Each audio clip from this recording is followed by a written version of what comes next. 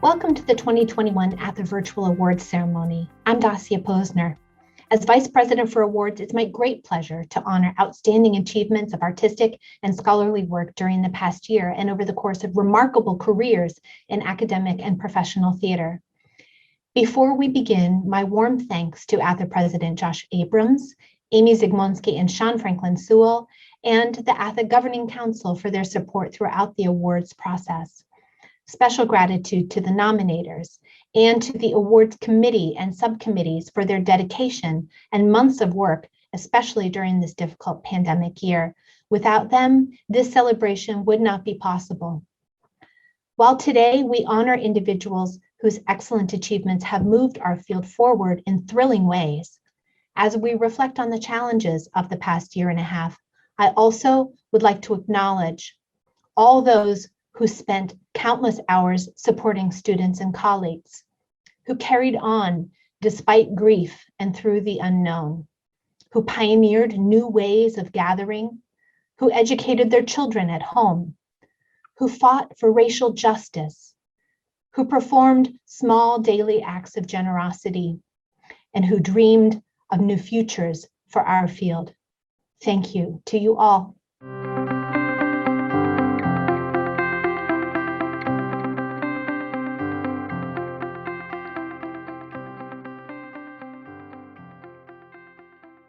My name is Maya Roth, and it is my honor to present the Jane Chambers Award for Excellence in Feminist Playwriting. This award, administered by the Women in Theater program, recognizes plays and performance texts created by women and genderqueer writers that present feminist perspectives, underrepresented experiences, and significant opportunities for female performers. The award committee is pleased to recognize the following playwrights for their excellent work this year. This year's runner-up is Diana Burbano for The Ghosts of Bogota. Bold and theatrical, this darkly humorous play, set in Colombia, excavates legacies of immigration and incest as present-day siblings raised in the U.S. face their family ghosts in Bogota. Judges commended the play's vivid cast of characters, its feminist query of silence and abuse, its bilingual exploration of loss of home and homecoming, its familial webs, and cross-generational rifts. The play's radical creativity enlivens form and content. The committee also recognizes two honorable mentions. First, Angela J. Davis for ATHE. ATHE adeptly recovers feminist history and an overlooked figure, ATHE Uwilajimana, a science professor and prime minister who served as Rwanda's president for 14 hours prior to her assassination and the Rwandan genocide of 1994. This compelling play depicts her harrowing final days and clear-sighted vision, even as it honors ATHE's African feminist legacy and successful bid to save her children. And second, Carol Mullins for The People, a thought-provoking ensemble play that queries feminist ethics and power by nuanced human focus on a lesbian politician and her circle of friends as it toggles between her campaign and a queer community-based center. Judges appreciated the play's diverse representation of lesbian lives, its multifaceted roles for women, its complex exploration of how activism, media, and leadership interact, and its timeliness regarding LGBTQ lives, discrimination, and gun violence. The 2021 Jane Chambers Award goes to Patty Kim Hamilton for Peeling Oranges. Haunting and hybridic, this dramaturgically sophisticated play reveals the inner lives and multi-generational memories of a Korean-American family of daughters, mother, and sisters. With lush imagery, poetic dialogue, and playful humor, Peeling Oranges explores embodied memory, queer romance, and mixed cultural identity, including through its signature ghosts of Frida Kahlo and the family Holmani, always present. Elegant in language, deeply feminist in insights, at some point you don't know exactly what is stored in your body, says one character. Peeling Oranges listens astutely to the great sadness and caregiving. Judges commended its varied roles for women of Asian and mixed race descent, its intersectional storytelling, and its genderqueer possibilities. Unapologetically raw, these characters strive to maintain fragile relationships and complex selves. Congratulations, and thank you, Patty Kim Hamilton. 9 years ago, I took a class on the American family drama before I even really understood that new plays could be written. I love these texts, and yet I felt there was a hole, a place for another kind of story. Peeling Oranges is the response to this. This play poured out for me in the last few years, and without attempting to be radical, it became a story centered around a family of Korean American women, their pain, love, memories, and longings. I am so honored that this piece and these characters have spoken so strongly to the readers on the committee, and am very grateful for the chance for this narrative to receive a wider platform and hopefully connect with more minds and souls. I would like to also honor all the other wonderful applicants. Please keep submitting. Creating such a complete work requires so much support, conversation, and inspiration, for which I have far too many people to thank than is going to be possible in this short amount of time. So I'd like to therefore quickly thank my two grandmothers, women for whom migration, the American dream, and care for their families has been woven into the fabric of their lives. I also need to thank the Shakespeare Academy in Stratford, Connecticut for housing me and providing a womb for this play. I want to honor and thank my teachers, especially Peggy Phelan and those in my life who have read each draft and said something true, especially Christopher Adams Cohen and Nico Beckhoff. Although this is not necessarily a play about my mother or my sister, I do especially need to thank both my mother and my sister, and to all those in my life who have taught me what it means to live in this female body, to suffer, to remember, to long, and to dream. Thank you.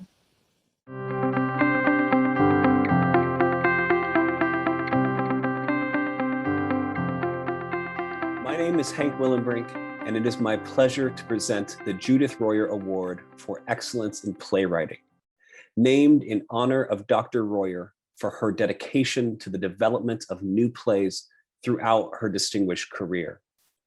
This award honors a new play marked by sophisticated and nuanced dramatic storytelling, compelling content, and the potential to make a major artistic impact on contemporary theater.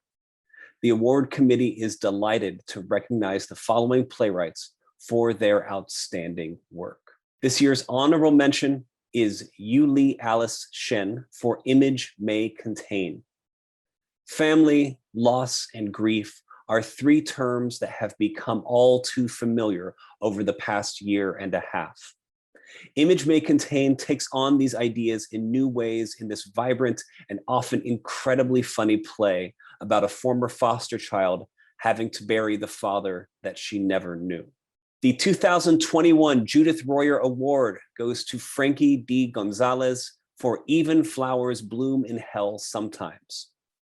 Described as a mixtape, Even Flowers Bloom in Hell Sometimes is a tour de force theatrical event. Set in a correctional facility, Gonzalez dramatizes the vicissitudes and capriciousness of an unjust criminal justice system from an up-close and personal perspective. Through our main character, only identified as prisoner, Gonzalez manages to wring every ounce of humanity out of a system designed to perpetuate inhumanity.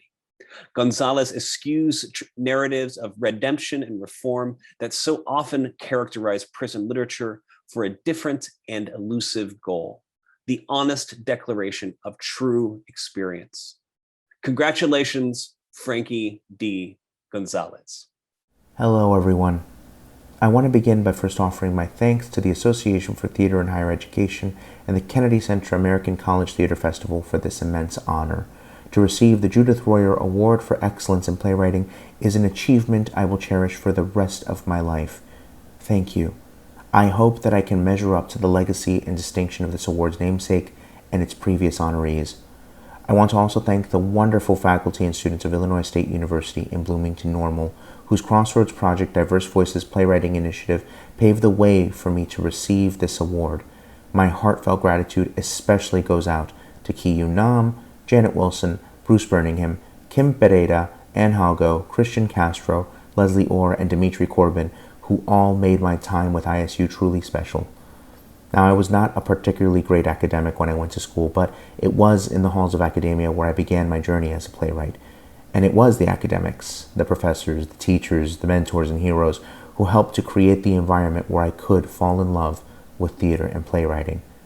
Professors like Dr. Lisa Westcamper and Alva Haskell, who encouraged me in my affinity for the absurd and strangest aspects of the theater.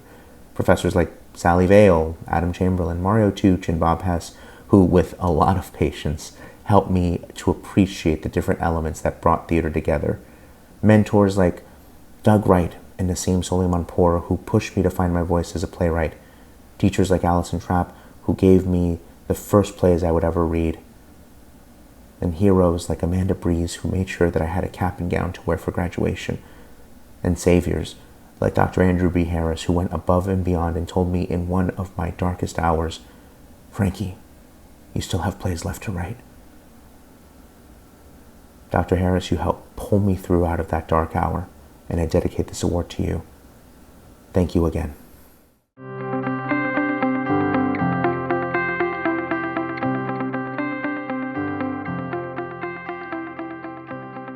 My name is Daniel Sack, and it is my pleasure to present ATHE's Excellence in Editing Award, which in alternate years acknowledges either individual achievements in editing or sustained achievement over time. This year, the committee is delighted to recognize sustained achievement in editing. The 2021 Award for Excellence in Editing goes to Joanne Tompkins. For more than 2 decades, Professor Tompkins's extraordinary work as an editor has shaped the conversation around theater internationally. She has edited 2 major journals in the field, Modern Drama and ATHE's own theater journal, overseen numerous special issues and essay collections, and contributed to the ecology of theater scholarship through her presence on multiple editorial boards.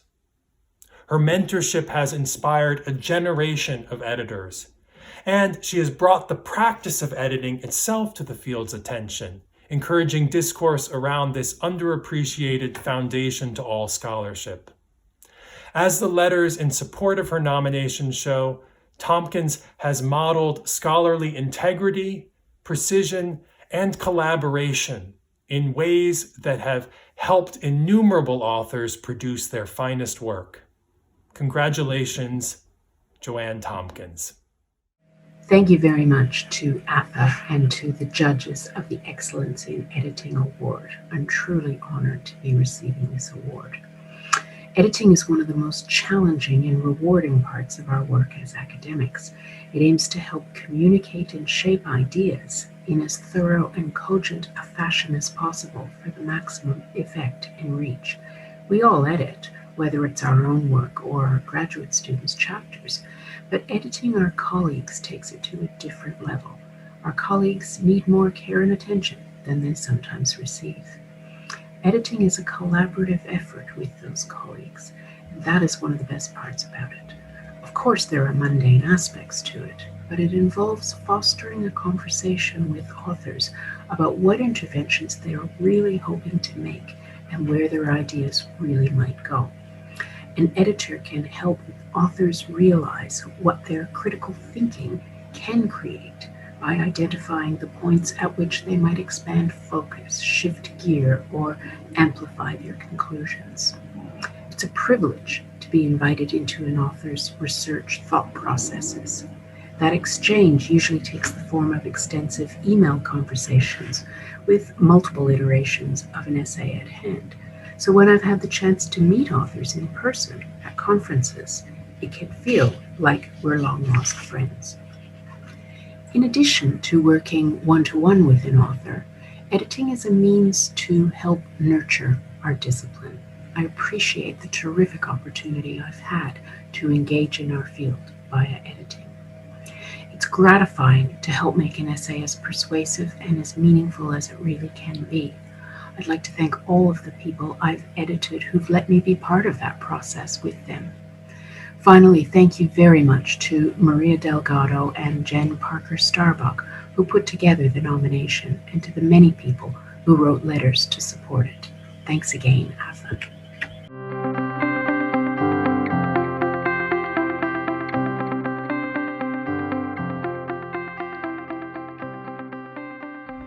My name is Michelle Lou Carragher, and it is my pleasure to present ATHE's Award for Outstanding Article in a Journal.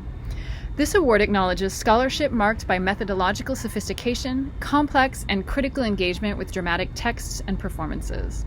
The award committee is delighted to recognize the following authors for their outstanding work. The recipient of this year's honorable mention is David Calder for Street Theater in a State of Exception, Performing in Public After Bataclan, published in Contemporary Theater Review. Calder's excellent essay on the Aurillac Street Theater Festival illuminates the paradoxical considerations of street theater's carnivalesque inversion of workaday stricture, while also reflecting the importance of such inversions back onto the pressing concerns of political and military security in the contemporary era of terrorism. As Calder writes, "It is insufficient to celebrate street theater as an overturning or suspension of rules when the suspension of rule has become the rule." The 2021 award for Outstanding Article goes to Colleen Kim Danaher for Looking at Pauline Johnson, Gender, Race, and Delsartism's Legible Body, published in Theater Journal. Danaher draws a compelling speculative parallel between the early 20th century Haudenosaunee Mohawk performer E. Pauline Johnson's solo lecture circuit performances of Native and white identities, and the overwhelming popularity of Delsartist aesthetics for professional and amateur performers. Through painstaking analysis of remarkable primary sources, Danaher traces the convergence of techniques of performance with techniques of seeing to trouble the location of authentic Indian identity. This insight not only illuminates histories of fin de siècle ethnic self-performances, but it also opens up new vistas for analyzing and understanding race, its performativity, and its theatricality for all kinds of theater and performance studies projects. Congratulations, Colleen Kim Danaher. Thank you, Michelle, for that lovely introduction, and thank you, ATHE. I'm so delighted to receive this award. It means a lot to be recognized by a community I've long admired and been a part of since 2014. My sincere appreciation goes out to the awards committee for your time and thoughtful consideration of all of the nominations. This article was written over a stretch of time and with the help of many institutions and people. First, I'd like to thank the following institutions for research access and image reproduction permissions: Chiefswood Museum and National Historic Site, Brant Museum and Archives, the William Reddy Division of Archives and Research Collections at McMaster University, and the Vancouver Public Library. Researching, having access to, and reproducing the images of Indigenous peoples is a responsibility, not a right. And I'm grateful to have been entrusted to think both with and against Pauline Johnson's documented history. I'm especially grateful to Spring Salt, Jackie Jameson, and Bradley Mell at Chiefswood Museum for fielding my questions and guiding me through several in-depth visits dating back to 2014.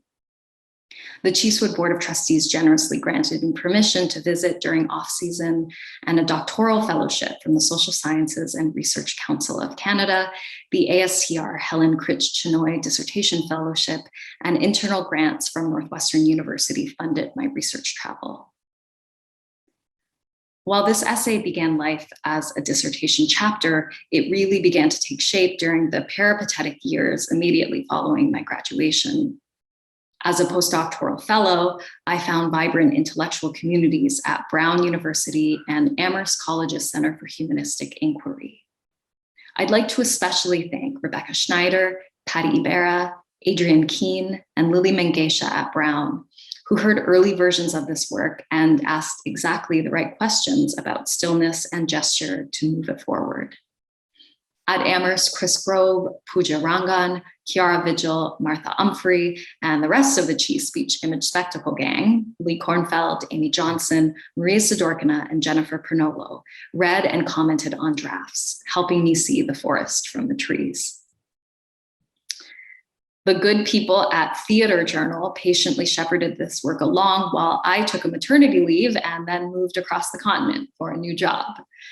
Thank you to editor Sean Metzger and the two anonymous reviewers whose judicious editorial eyes made the piece's arguments much more succinct, and to previous co-editors Jennifer Parker Starbuck and E.J. Westlake, whose desks this manuscript first landed on. I'm forever grateful to Ramon Rivera Cervera, Christine Bold, Melissa Fung, Sarah Shropshire, Daniel and Wendy Coleman, Danielle Wong, and Jeff Martin for providing material and intangible support throughout the research and writing of this essay. And finally, thank you to all of you, ATHE, for this wonderful recognition again. I'm thrilled and humbled to be accepting this award today on the Haldeman Tract, traditional territory of the neutral Anishinaabe and Haudenosaunee peoples, and just 1 hour up the road from the Six Nations of the Grand River Reserve, where Pauline Johnson was born and raised. I offer this land acknowledgement as a settler on the land where these treaties have not been honored and where Indigenous people face in ongoing occupation, dispossession, cultural genocide, and, as we have seen in recent weeks, unspeakable colonial violence. Looking at Pauline Johnson is about looking at the past, but my hope is that it tells us something about looking at the present too. Thank you.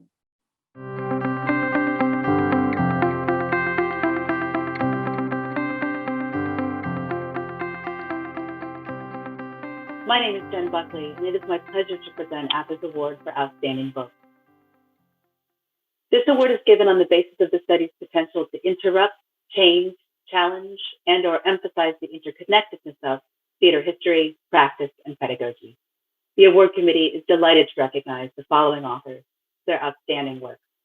The recipient of this year's honorable mention is Patricia Herrera for Nuyorican Feminist Performance from the Cafe to Hip Hop Theater, published with University of Michigan Press. Herrera's book offers a revisionist, intersectional feminist history of Nuyorican performance practice, focusing specifically on the heretofore largely ignored contributions of women. Herrera's study is grounded in deep archival work, including scores of sound recordings that reveal a vibrancy and corporeality often overlooked by traditional modes of text-based performance research. Herrera writes as, quote, a community-based theater practitioner, scholar, and informed insider. And it is this insider perspective that gives the work soul. Congratulations, Patricia Herrera. The committee is pleased to recognize 2 outstanding book award winners this year. The 2021 award for outstanding book goes to Kareem Kobchandani for Ishtail, Accenting Gay Indian Nightlife, published with University of Michigan Press, and to Carrie Noland for Merce Cunningham, After the Arbitrary, published with University of Chicago Press. Kobchandani's rich book meditates on the textures, fissures, and fragments of gay South Asian nightlife cultures caught within the transnational flows of global and racial capital. The book is beautifully rendered, as distinctive in prose style and rigorous in research methods as it is compelling in its argument. Kobchandani draws from queer of color critique, ethnography and autoethnography, legal history, and performance studies to present a persuasive account of how queer South Asian men perform various forms of labor within an interarticulated global, industrial, and cultural economies.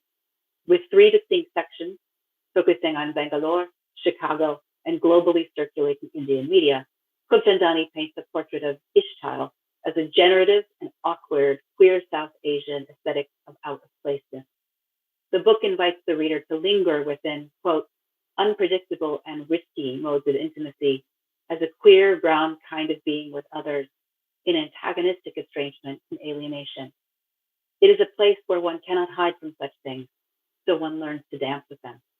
Congratulations, Kareem Kobchandani. When I was 17 years old, arriving in the US from Ghana to begin my undergraduate degree, I walked up to 2 strangers in Central Park. Are you gay? I asked them. I think I might be gay too. Not only did they delay their hookup to talk to me, they were having an affair. But one of them ran to grab a gay magazine with listings of parties and escorts and helplines. Their small gesture was life-giving work for this little brown stranger, work that eventually led me to the nightclub. Ishtail is a testimony to this kind of work that minoritarian folk do for each other, building worlds out of strangers and strangeness and estrangement. It tells the lives of queer South Asian folks whose desires and comportments become strange as they cross borders.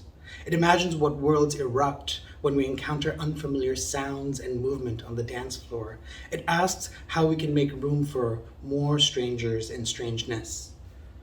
I'm in awe that Ishtael has received this award because it too is a strange scholarly text. Promiscuous in its global itineraries, greedy in its methods, errant in its use of theory, and unconventional in structure. I am humbled by this award, and I'm grateful to the Association for Theater and Higher Education, to the selection committee, to the University of Michigan Press, to my mentors, to my families, and to the many strangers in the nightclub, in the academy, and at this conference who became my friends and family as I wrote the book. Thank you. Every so often, a book causes a seismic shift that changes the landscape of disciplinary subfields. Carrie Nolan's Merce Cunningham, After the Arbitrary, is one of those rare texts. Informed by a deep dive into newly available archival materials, thanks to access granted by the Merce Cunningham Trust, interviews with former members of Merce Cunningham Dance Company, and time in studios witnessing Remouse's select works, Nolan's magisterial book addresses, revises, and often outright challenges long-held assumptions about the dancer and choreographer. In this book, Cunningham emerges, despite his own public assertion, as an artist who understood the power of embodied storytelling and anchored his work, including his chance creations, in a rigorously scripted process to ensure repeatability. Nolan uses Cunningham's own notes and reflections by longtime collaborators to reveal layers of influences on nearly a dozen choreographic works. In so doing, Nolan shatters the narrow confines in which Cunningham's works have been placed and enables readers to fully appreciate his expansive interdisciplinary artistry. Congratulations, Carrie Nolan. Thank you. Thank you, award committee, for honoring my work and that of my fellow finalists. When I was thinking about what to say today, what came to me most powerfully was the need to thank 4 women without whose support I would not have been able to research this book. The first is Lisa Schufro, who opened her home to me in New York so that I could spend time in the archive after my mother died in 2013. This was absolutely essential. Jennifer Goggins, a principal dancer for the Merce Cunningham Dance Company, who was never anything but totally welcoming whenever I asked if I could sit in on her reconstructions. Alla Kovgan, director of the recent 3D film Cunningham, whose generosity in sharing her precious resources with me was absolutely incredible. Thank you, Alla. And Nancy Dalva, resident scholar of the Merce Cunningham Trust, who was solicitous and compassionate, no matter how many silly questions I asked her. There is one last thing I'd like to say. After my book was published, a friend sent me a link to a set of remarkable interviews with 3 out of 4 of Cunningham's Black dancers, Gus Solomons Jr., Rashawn Mitchell, and Michael Cole. Now, I wrote about the first 2 a bit in my book, but I did not say anything about Michael Cole, who actually danced for the company from 1989 to 1998, which is a big chunk of time, and I regret that. So I'd like to draw your attention to the testimony Michael Cole shares in these interviews with Reed Bartelm and Jack Ferver in the podcast series Dance and Stuff. It's very easy to find online, Dance and Stuff episodes 159 and 160. Here, the 3 men discuss their ambivalence about working with Cunningham, their huge admiration for him, their gratitude for all he gave them, but also their sense of loneliness. I recommend that you listen to these podcasts if you're interested in Cunningham, if you're interested in the Black experience in dance, or if you're interested in the contradictions of the avant-garde world that I studied in my book. Thank you again to the Association for Theater and Higher Education. I'm very, very pleased and honored.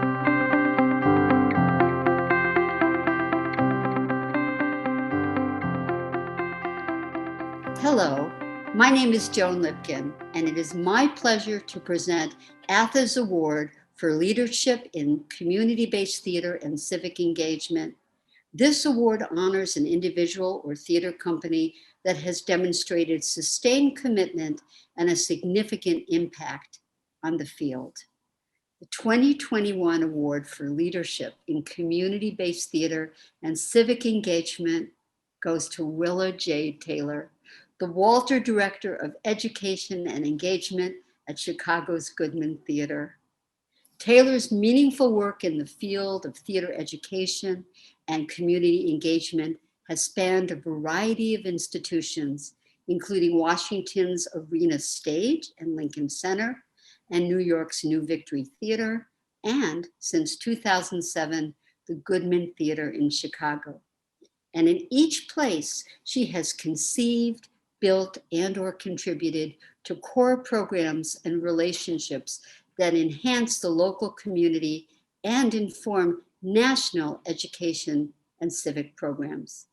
Taylor urges institutions to serve as launching pads and to use their resources for wider ideas, whether starting intergenerational devising projects, holding free summer institutes for urban youth, designing theater criticism cohorts for high school girls, encouraging young teaching artists, creating math and science programs to connect with theater, creating workshops to decolonize the curriculum, and so much more. She has helped lead the Goodman in its important diversity, equity, anti-racism, and accessibility action plan. Willa Taylor is a bold, passionate, thoughtful activist, educator, artist, producer, and mentor with deep experience in a wide variety of communities and occupations, and a keen ability to listen and to lead change. She is an outstanding collaborator, and she has influenced many of her colleagues in the field, including me. We are delighted to recognize her and the values that she espouses. Congratulations, Willa J. Taylor. Thank you so much, Joan, and thank you for those really beautiful and gracious remarks. I also want to thank you, the awards committee, for this incredible honor. To be included in any list of awardees that includes Norma Bowles, Doug Patterson, Jan Coyne Cruz, as well as you, Joan, is a humbling experience for me. So much of how I think about my work and my work in the world has been shaped by their activism, their artistry, and their scholarship. So inclusion in this pantheon is an awesome experience and awesome responsibility that I will try to live up to. Thank you again, Awards Committee and ATHE, for this great recognition of my work. We are so grateful for you, Willa, and we cannot wait to see what you do next. Thank you.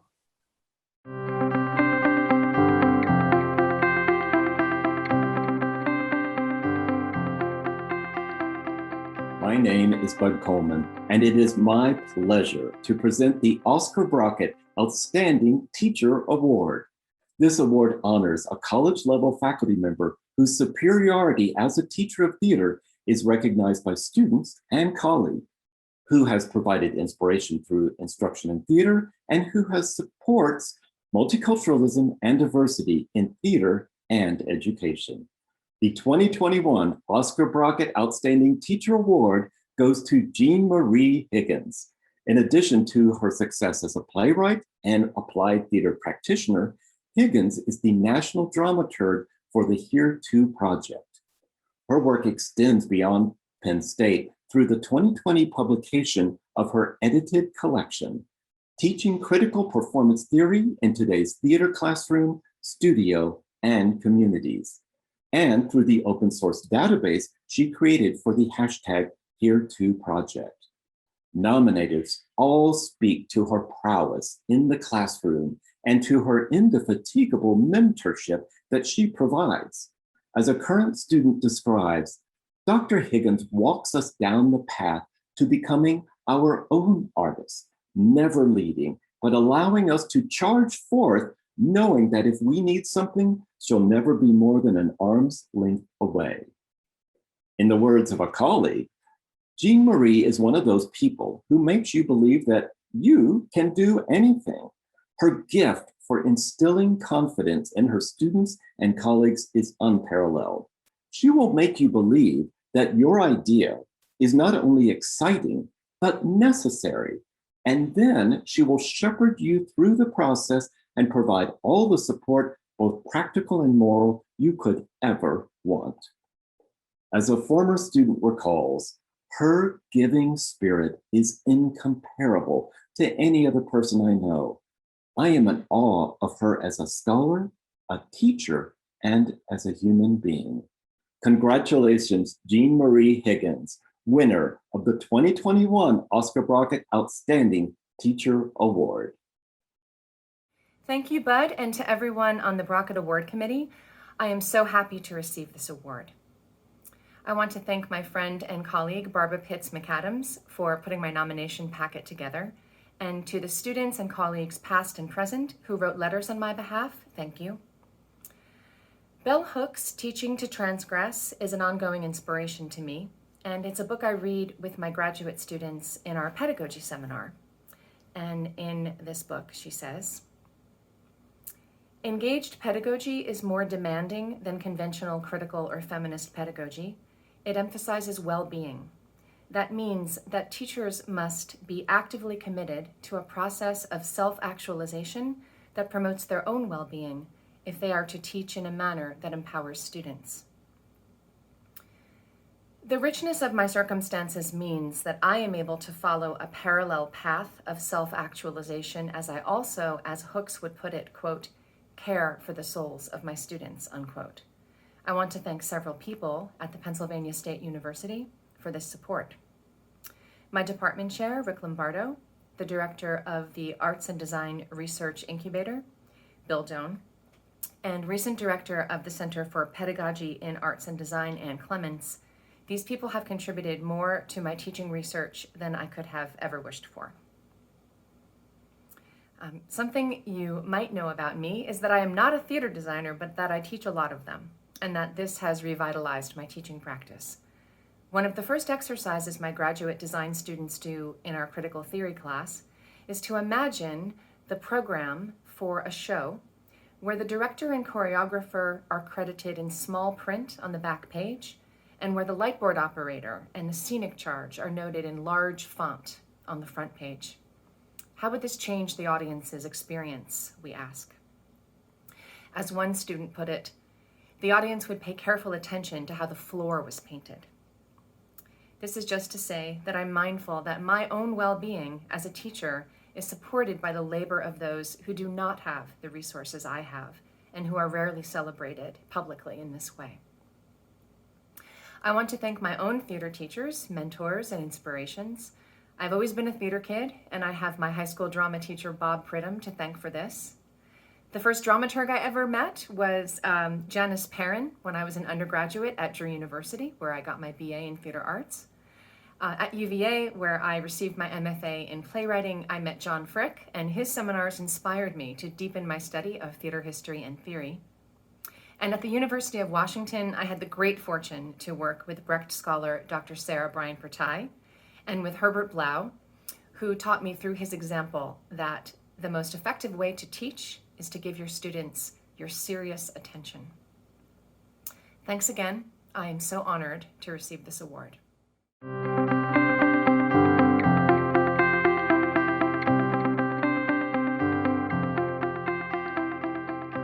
I'm Dassia Posner, ATHE Vice President for Awards.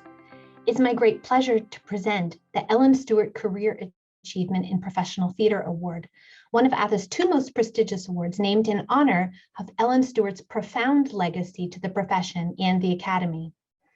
Honorees are selected on the basis of their superlative contributions, sustained excellence, and innovative work that has established new frames of reference, support for diversity, and service and advocacy on behalf of fellow theater artists.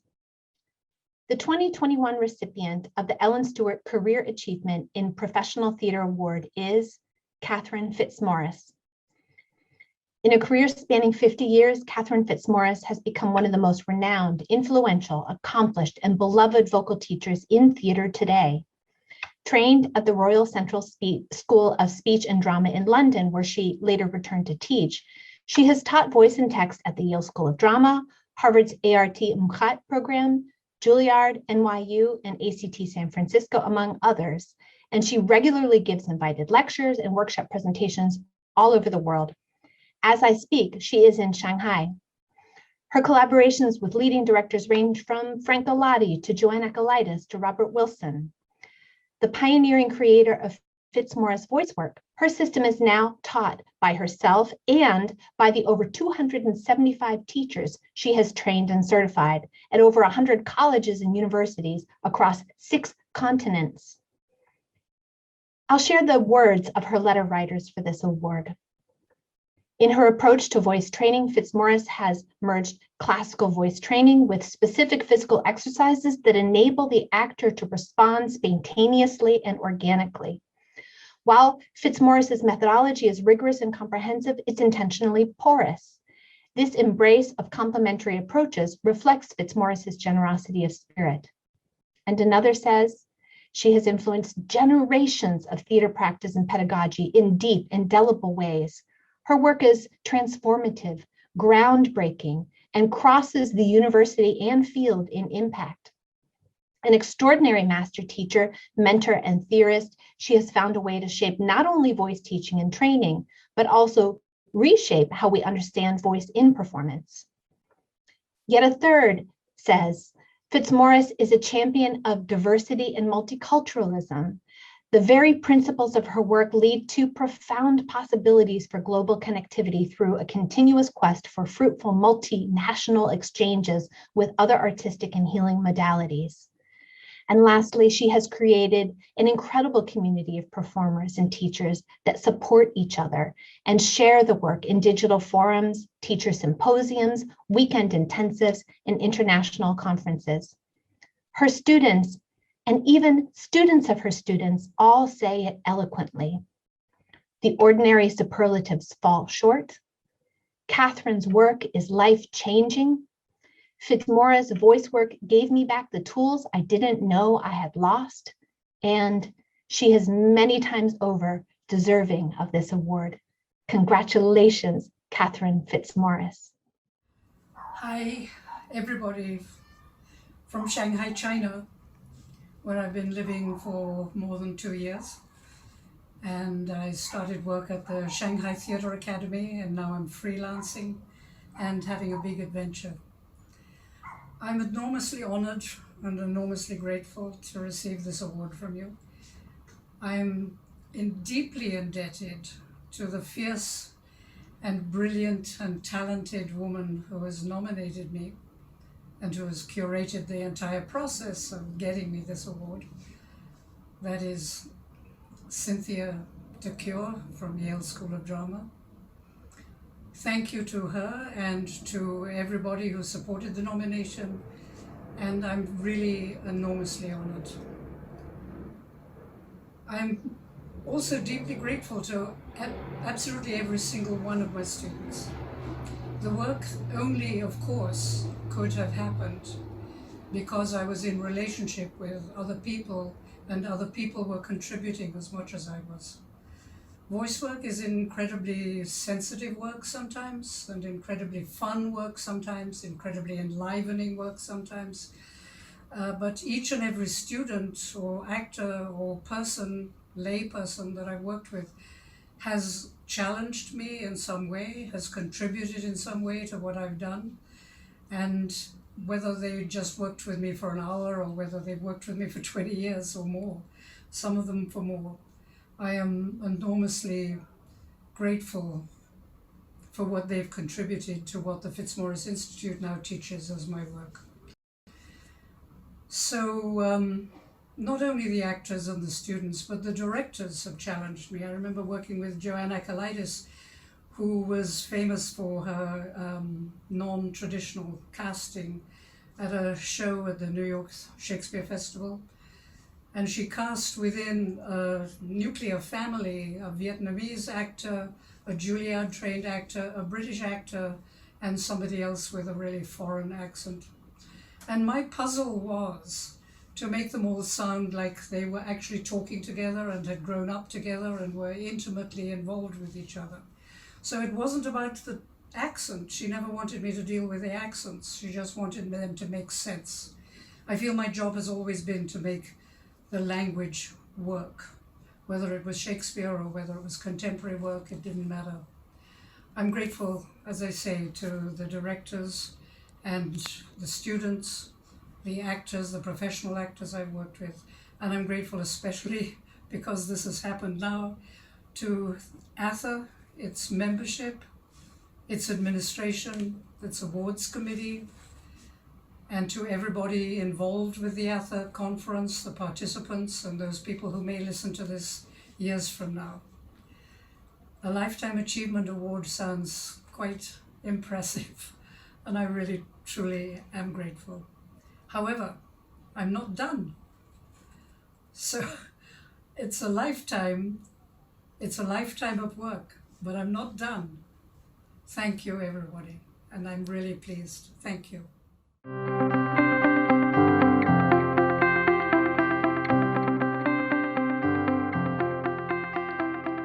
It is my great honor to present the Career Achievement in Academic Theater Award, which honors individuals who are known for remarkable scholarly and creative contributions to the field, whose work has passed the test of time with its original thinking, and whose service has proven significant in shaping the field and future of theater and performance.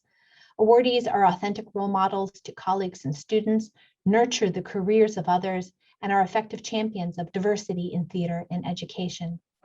Few individuals embody the ideals of this award quite so closely as this year's recipient, whose career began in the Chicago Black Arts theater scene in the 1960s and 70s and as a beloved high school drama teacher, and continued on to a distinguished and generous career as a professor, first at UNC Chapel Hill and then at Northwestern, where she is now, as of last year, Professor Emeritus. Dr. D. Soyini Madison's research in West Africa and the US focuses, in her own words, on the intersections of local activism, the political economy of human rights, and indigenous performance tactics. As one of her nominees writes, her scholarship and creative work have made an indelible mark on the fields of theater and performance studies, anthropology, African American studies, and African studies. Professor Madison demonstrates the highest caliber of artist, scholar, mentor in the field today. Her 6 authored and edited books, ranging from the most recent, Performed Ethnography and Communication, Improvisation, and Embodied Experience, to Critical Ethnography, Methods, Ethics, and Performance, now in its 3rd edition, to the co-edited Sage Handbook of Performance Studies, are, as another nominee states, standard texts for anyone studying ethnography and performance. Among her many honors, she is the recipient of 2 distinguished awards from the National Communication Association and of UNC Chapel Hill's Tanner University Award for, quote, outstanding and inspirational teaching. Dr. Madison is an exemplary model for intertwining theory and practice in theater and performance. As one of her supporters effuses, the experiential pedagogy of her performance works, including I Have My Story to Tell, Mandela, The Land and the People, Is It a Human Being or a Girl, and Water Rights, is, quote, centered on learning to responsibly advocate for others around issues that disproportionately impact the Global South, Indigenous communities, communities of color, and economically disenfranchised communities. Another adds, her work is stunningly original, politically urgent, meticulously crafted, and utterly compelling. Dr. Madison, in the words of a former student, quote, uses performance to teach us how we are implicated in each other's struggles and responsible for each other's futures. This makes her a compelling mentor for students who often don't see a place for themselves in institutions of higher education. And here, her ethnographic research and practice and fierce, compassionate mentoring intertwine. Generations of former students of color unite in celebrating a common theme, that Dr. Madison has consistently modeled a practice of mentorship that is intergenerational, invested, and deeply personal, that her scholarship and mentorship have been an inspiration for young women academics of color, and that what she does is listen closely and describe what she heard, and it is a gift to be heard. Her insistence that performance can critically shape the world around us, and tools for doing so are an inspiration and call to action for us all. Congratulations, Dee Soyini Madison. Receiving this great honor has caused me to reflect on the whole notion of rewards and what it means to be rewarded, especially by those you respect and by many whom you hold dear and love. I subscribe to the blog Brain Pickings by Maria Popova, and there are two issues that so precisely and eloquently illuminate these feelings. Although the issues are not about the topic of rewards, they express how I feel upon receiving this honor. The topic I draw from are Whom We Love and Who We Are by Jose Ortega y Gasset on love, attention, and the invisible architecture of our being. And the second topic from Brain Pickings, Simone Weil on attention and grace. This award is for me a testament not only of my life's work, of which I am grateful to receive this honor, but is also a testament to the ones who made it possible for me to receive it. It is the attention you have paid to my work, the attention you have paid to what I have attended to all these years. French philosopher Simone Weil said, "Attention is the rarest and purest form of generosity." The poet J.D. McClatchy stated, "Love is the quality of attention we pay to things." My work has been focused on this labor of attention, what students, colleagues, the interpretive community of artists and scholars, perhaps the world, are saying, doing, and not saying, doing, attending to what lies behind the obvious, the unlit corners of human desire and suffering, the deep listening and engagement that attention to all that requires. So I feel less like an imposter in my own teaching, writing, and work. Half a century after William James, one of Ortega's greatest influences and philosophical progenitors, laid the groundwork of modern psychology with his statement, "My experience is what I agree to attend to." Ortega adds, "Nothing characterizes us as much as our own field of attention. Tell me to what you pay attention, and I will tell you who you are." He goes further. The things which are important lie behind the things that are apparent. It is what I believe to be the sacred duty and labor of paying attention that is our responsibility and our calling. Moreover, it is the fighting against my own pesky, ego, needy moments where I grab and steal attention for myself. In these moments, I do not see you. I do not listen. I do not care. But like a mercenary bandit, I steal attention and ride away, leaving you unheard, unseen, and most dreadfully unanswered and unfelt. It is a noble balance of knowing when we must have and even demand our own attention, and when we must give it intentionally and hopefully beautifully to others for their salvation and for ours. This has been my life's work and my life's challenge. When this whole attention and balance thing gets too complicated, I turn to performance makers and artists for help. In this case, the jazz singer Deanne Reeves, from her album Bridges. The line I draw from: be still, stand in love, and then pay attention. Thank you for this award. Your time and your attention means the world to me. Thank you. Thank you for attending the 2021 ATHE Virtual Awards ceremony and for your support as I served as Vice President for Awards over the past 2 years. In my last act in this role, I encourage you all to begin thinking now about who you might nominate for next year's awards. In the meantime, be well.